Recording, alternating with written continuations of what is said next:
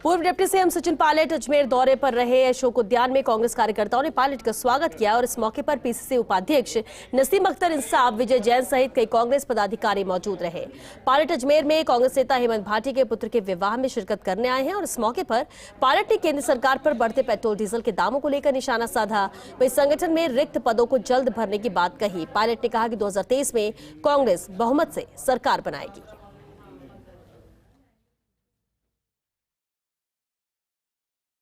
Party की membership चल रही 15 अप्रैल तक, फिर ब्लॉक, जिला, प्रदेश, राष्ट्रीय स्तर पर चुनाव होंगे, नियुक्तियां होंगी और जहां जो पोस्ट खाली उसको भरी जाएगी।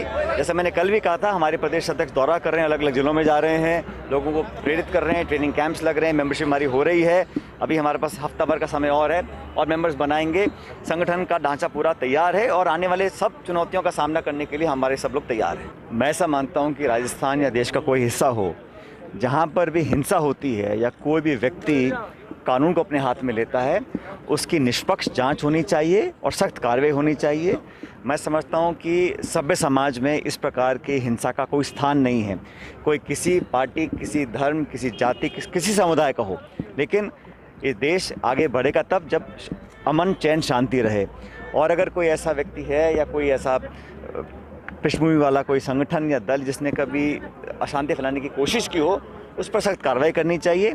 मुझे पूरी उम्मीद है कि पुलिस अपना काम करेगी और इस हिंसा को, इस वारदात को अंजाम देने वाले जो लोग हैं उन पर सख्त कार्रवाई हो, चाहे वो किसी भी पृष्ठभूमि के हों, कहीं के भी हों।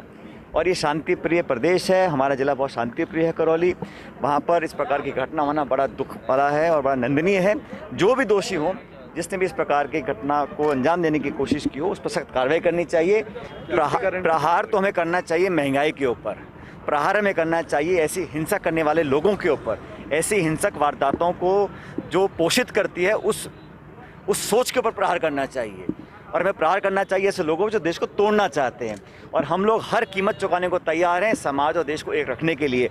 ये हिंदू, मुसलमान, मंदिर, मस्जिद, कभी हिजाब की बात, कभी हलाल की बात, कभी मंदिर की बात, कभी नववर्ष की बात, ये हम सब, ये चर्चा होनी चाहिए महंगाई पर, बेरोजगारी पर, देश विकसित कैसे हो। आज दुनिया में जो हमारे आसपास जो हो रहा है, जो हालात श्रीलंका में बन गए हैं, जो पाकिस्तान में चल रहा है, जो बाकी देशों में चल रहा है, हमें अपने आप को सुरक्षित रखना पड़ेगा। तब होगा वो सुरक्षित ये देश जब हम सब एक रहेंगे, एकजुट रहेंगे।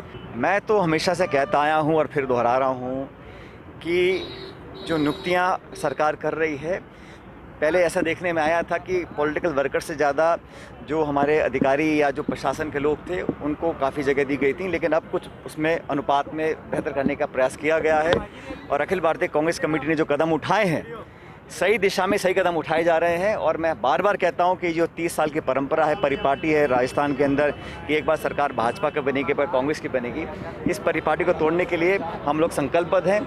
आने वाले समय में हम लोग चुनाव जीतेंगे और हम लोगों को अगले 1.5 साल में लोगों का दिल और मन जीतने के लिए इसी दिशा में काम करना पड़ेगा।